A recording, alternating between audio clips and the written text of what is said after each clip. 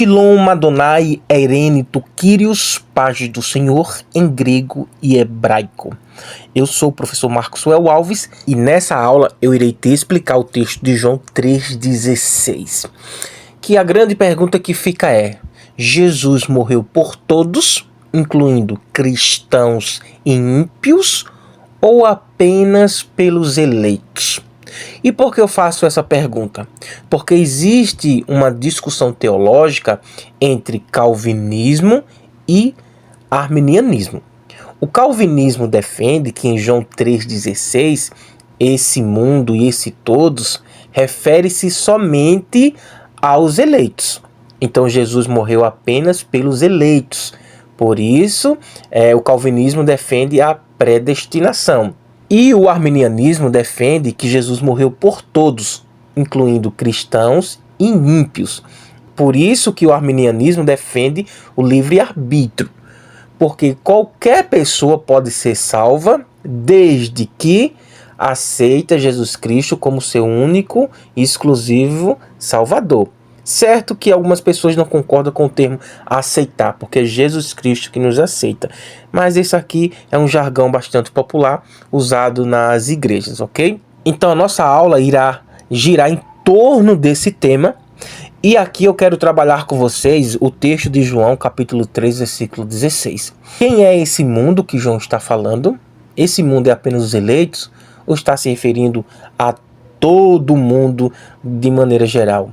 E também o adjetivo paz, que significa todo. Quem é esse todo? Porque o texto diz, todo aquele que crê. Então, quem vai ser salvo? Aquele que crê ou apenas os eleitos? E por último, eu quero trabalhar exatamente esse verbo aqui, hopisteon, que é um verbo que está no tempo presente do particípio. Então, eu irei te explicar o particípio e como funciona e o tempo presente. Porque se você prestar atenção, você vai ver aqui o texto. Porque Deus amou o mundo de tal maneira que deu seu Filho unigênito para que todo aquele que nele crê não pereça, mas tenha vida eterna. João 3,16, João Ferreira de Almeida. Observe que esse todo aquele que nele crê não é uma tradução correta. No grego, ficaria basicamente assim: todo o que continuamente, perseveramente, continuar crendo. Então você só é salvo se você continuar crendo. Então por isso que de antemão eu já afirmo que eu sou arminiano, eu defendo o livre-arbítrio. E se você não concorda ou concorda, deixa aqui nos comentários.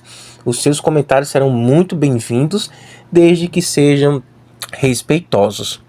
E se você é professor de grego ou de hebraico e quiser debater comigo, eu aceito. Só não debato com o aluno, tá bom? Se interessou por esse conteúdo, quer saber mais, fica comigo até o final dessa aula, que eu irei propalar uma aula didática, apoteótica e holofótica para o nosso conhecimento do grego bíblico.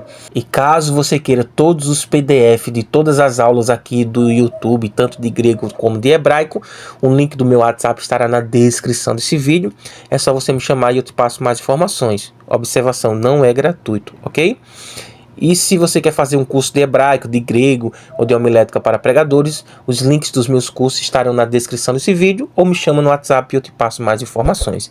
Já curte, comenta, compartilha, inscreva-se no canal e não esqueça de ativar o sininho das notificações para que todas as vezes que eu postar vídeos novos, o YouTube venha notificá-lo. Eu já li o texto de João 3,16 para você e você já entendeu. Então vamos lá. Primeiro eu quero trabalhar aqui com o argumento do mundo. Quem é esse mundo? Os calvinistas interpretam o termo mundo como se referindo apenas aos eleitos. O calvinista Arthur Pink, um dos maiores defensores da expiação limitada, ele admitiu. Então veja bem, o calvinista ele vai interpretar o termo mundo como se referindo apenas aos eleitos. Quando o texto de João 3,16 diz, e Deus amou o mundo de tal maneira que deu seu Filho unigênito, esse mundo aqui que Deus amou não foi o mundo em geral, foram apenas os eleitos. É assim que o calvinismo ele vai interpretar. Porém, o calvinista Arthur Pink, que ele é um dos maiores defensores da expiação limitada, ele admitiu, abre aspas, a definição do termo mundo parece estar fora de harmonia com o significado e escopo desta palavra em outras passagens, onde forneceu o mundo de crentes, ou seja, os eleitos de Deus, como uma definição de mundo, parece não fazer sentido. Então, ele mesmo diz que essa interpretação, que Deus morreu apenas pelos eleitos, não faz sentido, essa questão de mundo. Pegar o mundo aqui e definir apenas para os eleitos de Deus. Então aqui ele foi bem sincero e disse que não faz sentido. Bom, onde está isso aqui? Está exatamente no livro Calvinismo ou Arminianismo. Quem está com a razão? Página 413, ok? Então, todas as minhas aulas são baseadas ou em gramáticas ou em livros. Eu não trago aqui achismos. E se você discorda do próprio calvinista que diz que interpretar mundo como eleitos não faz sentido interpretar esses versículos aqui como eleitos. Por exemplo, para justo, embora o mundo não te conheça, eu te conheço, e estes sabem que me enviaste. João 17:25. Se interpretar mundo aqui por os eleitos, como é que ficaria? Para justo, embora os eleitos não te conheçam. Peraí, os eleitos não conhecem o próprio Pai? Então veja que não tem nexo nenhum aqui. Segundo, se o mundo os odeia, tenham em mente que antes me odiou. João 15:18. Então, se eu interpretar aqui mundo por eleitos, como é que fica? Se os eleitos os odeia, o eleito odeia quem? Os discípulos? Tenham em mente que antes me odiou. Então, os eleitos, eles odeiam a Jesus? Já não tem nexo. E o próximo, o Espírito da Verdade, ou seja, o mundo não pode recebê-lo. Então, se eu interpretar o mundo como eleitos, o Espírito da Verdade, os eleitos não podem recebê-lo, então como que alguém pode ser eleito de Deus se não pode receber o próprio Espírito Santo? Bom, João 14:17. Tem vários versículos que eu poderia trazer aqui, porém essa aula ficaria extensa. E eu quero ser bem sucinto nas minhas explicações para que você possa entender. Então perceba que traduzir mundo de João 3,16 por eleitos não faz sentido. E ainda no próprio livro Calvinismo ou Arminianismo, quem está com a razão, observe que ele diz o seguinte aqui, ó: interpretar mundo nestas e outras passagens similares no Evangelho de João como significando os eleitos seria o quê? Um delírio. Ou seja, um exame mais detido deste evangelho nos mostra que a palavra mundo só possui dois significados, que é o natural, ou seja, um mundo geográfico, esse mundo que vivemos, e o espiritual, que é os perdidos, entendeu? Então tem vários textos que diz: o mundo vos odeia, ou seja, o mundo quem? Os ímpios. Quando diz: o mundo jaz do maligno, quem é do maligno? É todos que estão no espaço geográfico? Não. O mundo são os ímpios, que são do maligno. Então, isso aqui é bastante interessante. E ele ainda continua e diz: em nenhum texto há o significado intrínseco de mundo dos eleitos, como uma referência exclusiva aos crentes. Afirmar que João 3,16 e textos similares que entendem a expiação ao mundo todo são exceções à regra geral é algo infundado e oriundo puramente dos próprios preconceitos calvinistas, onde a exegese é deixada de lado para que eles possam exatamente defender a sua interpretação. Então, na exegese de um texto, eles não têm apoio nenhum. Agora sim, não é proibido eles defender da forma que eles querem, mas na exegese, hermeneuticamente, não tem como. João também escreveu sobre a expiação ilimitada de Cristo ao mundo inteiro em sua primeira epístola, em dois momentos diferentes. Veja bem, ele é a propiciação pelos nossos pecados, e não somente pelos nossos, mas também pelos pecados de todo o mundo. 1 João capítulo 2, versículo 2. Então veja bem, Cristo não morreu apenas por nós cristãos, mas por todo o mundo geográfico. Os perdidos, os cristãos, todos estão incluídos. É isso que eu quero que você entenda. Nós temos visto e testificamos que o Pai enviou seu Filho como Salvador do mundo. 1 João 4,14. Que mundo é esse? Apenas os eleitos? Jamais. Todo o mundo. Jesus morreu por todo mundo. Até mesmo uma pessoa que nunca pegou numa Bíblia, se ler o texto de João 3,16, vai ficar bem explícito e ele vai entender que Jesus morreu pelo preto, pelo branco, pelo pobre, pelo rico, pelo calvinista, pelo arminianista, por todo mundo. Isso é óbvio. Algo interessante aqui é o seguinte: o calvinismo afirma que Jesus Cristo não morreu por todos, como eu já venho explicando aí, apenas pelos eleitos. Então veja bem, o texto de João 3,16, o mundo e todos é apenas os eleitos. E que todos refere-se aos eleitos. Como explicar esse versículo abaixo? Todos pecaram e estão destituídos da glória de Deus. Todos pecaram e estão destituídos da glória de Deus.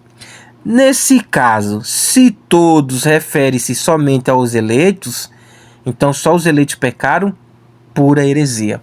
Então, quer dizer que se todos está se referindo apenas aos eleitos, então nesse texto aqui, todos que pecaram foram somente os eleitos. Então veja que isso é uma heresia, porque todos pecaram. Então todo homem que nasce, já nasce com a natureza pecaminosa de Adão e Eva. De Adão e Eva para cá, todos que nasceram exatamente com esse pecado natural. Da mesma forma, Paulo vai falar, por isso que tem um novo Adão, que é o Jesus Cristo, que todos, que nascem em Cristo, nascem não carnal, mas em espírito. Ou seja, é salvo através da expiação que Cristo fez na cruz.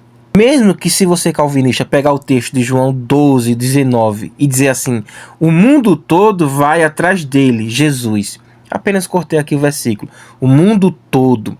Essa linguagem aqui é uma linguagem hiperbólica. Observe o que vai falar aqui, ó. O fato da palavra todos ser em raríssimas ocasiões utilizado de maneira figurada ou hiperbólica, como quando os fariseus disseram isso aqui, o mundo todo vai atrás dele, Jesus. Você pode perguntar, todo mundo está atrás de Jesus? Não. Isso aqui é uma linguagem hiperbólica, figurada. De modo nenhum justifica aplicar os mesmos sentidos em passagens dentro de contextos teológicos, como ocorre em Hebreus 2:9 e em 1 Timóteo 2:5 e 6. E ele ainda continua e diz, da mesma forma que nenhum calvinista admite que em Romanos 3:23 o todos ali seja interpretado como alguns, porque isso é heresia, porque sabem que está em um contexto teológico não informal. Nós também sabemos que a exceção de João 12:19, como eu expliquei, não se aplica a Hebreus 2:9 e 1 Timóteo capítulo 2, versículos 5 e 6, pela mesma razão que também não se aplica a Romanos 3:23, ou seja, o contexto, ok? Tomar uma exceção como regra, ainda mais em contextos completamente diferentes, é ridículo. Ridículo, Lulu. Já ouviu? Como Tiririca fala, ridículo, Lulu. Brincadeira. Então, calvinismo ou arminianismo?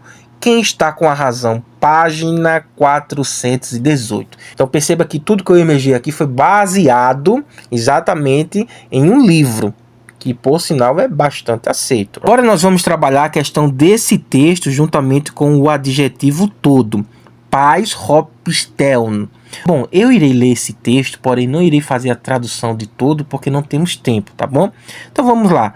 Hutosgari egapesen hoteos ton cosmon. Husteton huyun aututon monogene edoken. Rinapais hopisteon exalton me apoletai. Alerre zoen aionion. Esse é o texto de João 3,16, texto bizantino majoritário, ok? Mas o foco mesmo vai ser apenas esse aqui, ó. Exatamente isso aqui, que é o adjetivo, mais o artigo, mais o verbo pisteon, tá bom? Então vamos trabalhar esse verbo aqui, para que você possa entender. Esse verbo aqui, ele está no tempo presente, ou seja, não é tempo aorista nem futuro, é o presente, é o agora. Tempo presente do particípio, voz ativa, terceira pessoa do singular, nominativo masculino do singular. Então, observe que geralmente o particípio ele concorda com o substantivo ou com o pronome. O participo, ele é o quê? Ele é um adjetivo verbal. Porém, esse verbo aqui não está concordando com nada, ok? Então, ele se torna um adjetivo substantivado. Porque o participo, ele é a mesma coisa do adjetivo, ele se declina em tudo. Então, perceba que o participo, ele é um adjetivo verbal. E com esse artigo aqui, que nos dá mais base ainda.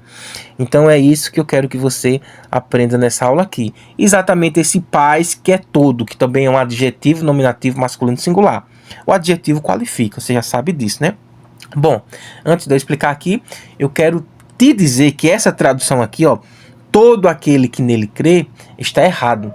Segundo esse verbo, né, exatamente com o artigo, ele está no tempo presente. Então, o tempo presente já está dizendo, né? Tempo presente do participo, que é um adjetivo, no caso aqui é um adjetivo substantivado. Então, quer dizer o seguinte, que a tradução melhor ficaria aqui: todo aquele que continuamente crê. Então, porque Deus amou o mundo de tal maneira que deu seu Filho unigênito para que todo aquele que continuamente crê não pereça, mas tenha vida eterna. Então, perceba que para que eu possa ser salvo, eu preciso continuar crendo.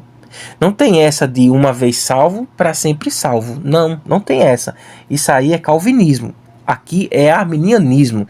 E por isso o calvinismo não consegue explicar esse texto. Tá bom? Ele vai fazer um malabarismo terrível nesse texto, mas não vai conseguir explicar gramaticalmente. Porque esse verbo pisteon, ele está no particípio. E o particípio aqui, ele está tomando o lugar do substantivo. Por isso que ele é um adjetivo substantivado. Aqui eu vou te explicar o uso do particípio, porque ele é de suma relevância para que você entenda essa interpretação. O que é um particípio? Um particípio é um adjetivo verbal. Então veja que ele funciona como adjetivo.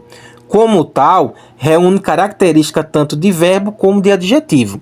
Então vamos lá, ó, sintaticamente, ou seja, gramaticalmente, um particípio pode funcionar ou como adjetivo ou como verbo. Então, ou ele pode funcionar como um adjetivo substantivado ou um adjetivo adverbial. Para descobrir de que maneira um particípio está sendo usado, é importante observar duas coisas: o contexto e principalmente o artigo. Então, o contexto está se tratando de salvação. Logo, nós sabemos que é um contexto soteriológico. E não é apenas um contexto imediato, mas um contexto amplo. Porque a soteriologia, ela percorre todo o Novo Testamento, não só o Antigo como o Novo, ok? Então ele diz, observa o contexto e principalmente o artigo. Aí você me pergunta, por que o artigo? Agora eu vou te explicar. Com o artigo, é usado como adjetivo atributivo ou como adjetivo substantivado. Então veja bem, quando o verbo está no particípio e ele está com o artigo, ele pode ser usado de duas formas. Como adjetivo atributivo, a mesma forma lá do adjetivo normal. No caso, para que ele possa ser usado como adjetivo atributivo, ele precisa concordar com o substantivo ou com o pronome em gênero, número e caso, ok? Ou ele pode funcionar como um adjetivo substantivado.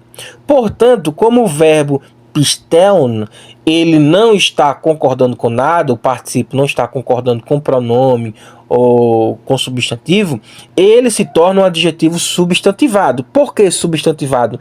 Porque o próprio particípio assume a forma de substantivo. Ele se torna um adjetivo substantivado. Ok? Beleza, isso aqui você entendeu. Agora, sem artigo, é usado como adjetivo predicativo ou como verbo.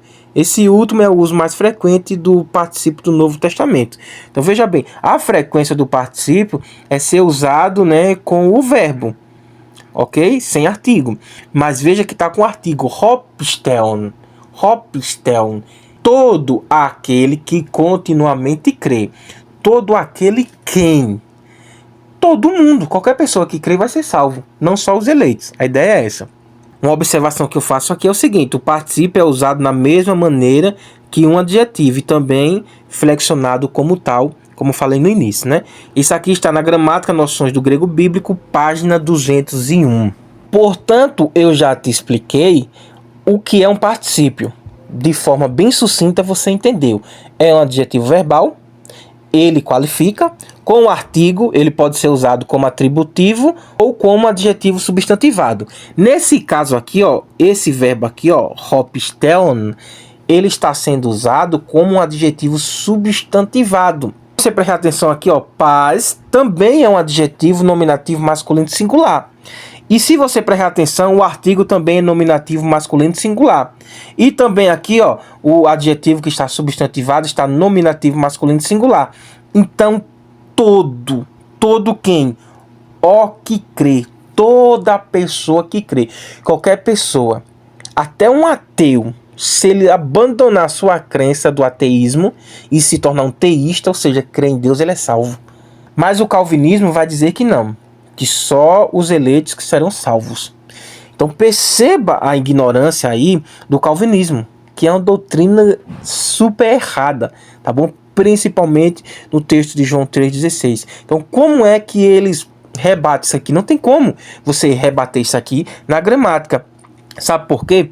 Porque essa tradução aqui, ó, paz, hopistelon, que é todo aquele que continuamente crê.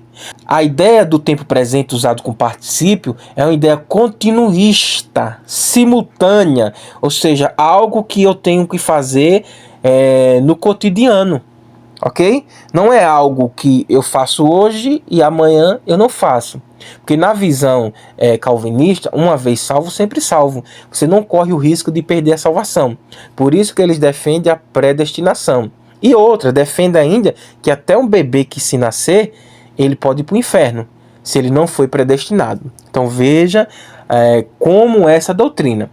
Já o arminianismo, que é mais viável, é uma doutrina mais aceitável, no caso defende o livre-arbítrio, que você pode perder a salvação. Por exemplo, eu estou aqui, sou professor de grego e de hebraico, eu ensino gramática. Eu posso agora estar ensinando para vocês falando sobre isso, e amanhã eu morrer e perder a minha salvação. Por quê? Eu não morri em Cristo, ok? Então a salvação ela é cotidiana, é a todo momento. Eu posso estar sendo salvo agora.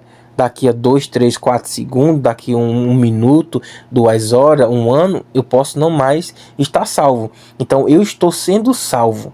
Lógico que a salvação não é mérito meu. A salvação é mérito de Cristo, porque a salvação é pela graça, não por obras. Então nada do que eu faça vai fazer com que eu seja salvo. Então Deus ele dá essa oportunidade para o ser humano, para que todo aquele que quiser ser salvo, que seja salvo. Ok? Porém, muitas das vezes o ser humano não tem como tomar essa iniciativa. Aí o Espírito Santo convence o pecador. Foi isso que Jesus Cristo disse. Vou enviar o Espírito Santo e ele convencerá o homem do pecado. Então, para que você possa entender, esse paz aqui é todo. Como eu já te expliquei anteriormente, o calvinista diz que todo aqui são os eleitos. Mas não, esse todo... com o artigo aqui, ó, hopistelon, né, que é o verbo crer, no presente o particípio, ativo, terceira pessoa do singular, nominativo masculino singular, ele me diz o seguinte, que eu preciso continuar, ou seja, perseverar na crença, crendo, e não só crer uma vez. Ok? Aí o que é que o calvinista vai dizer? Ah não, mas esse verbo aqui, hopistelon, ele está enfatizando mais a pessoa que está crendo do que a ação do próprio verbo. Mentira. Me mostra na gramática onde tem isso. Eu desafio você, gramático. Você, professor responsável com a gramática. Principalmente você que é calvinista. Onde na gramática tem isso? Porque aqui ele está enfatizando a ação. É a ação e não a pessoa em si. Ele está enfatizando todo é todo mundo, que continuar a crer, ou seja, a crença, ele está enfatizando a crença de todo aquele que continuamente crê. Então a tradução correta aqui não é todo aquele que nele crê, é todo aquele que continuamente crê. Aí o que acontece quando eu creio? Aí vem os complementos. Desse verbo aqui, não vou perecer, eu não pereço. Mas se eu não pereço, acontece o quê? Eu tenho a vida eterna.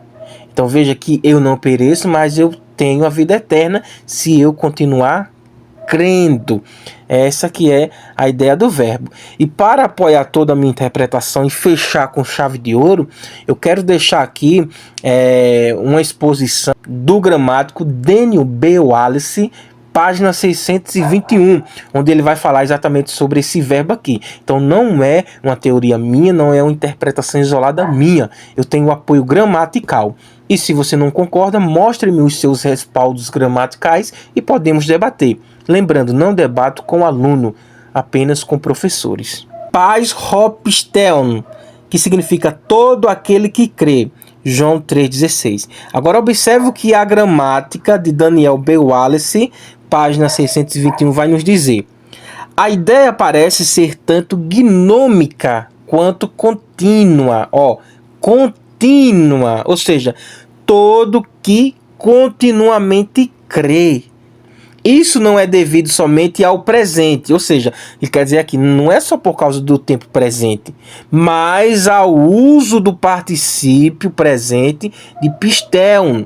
Então, o particípio ele está ali para dar essa ideia de continuidade. O particípio está sendo usado com presente junto com o verbo pistel. Então, nesse caso, ele está dando essa ideia, especialmente no contexto soteriológico do Novo Testamento.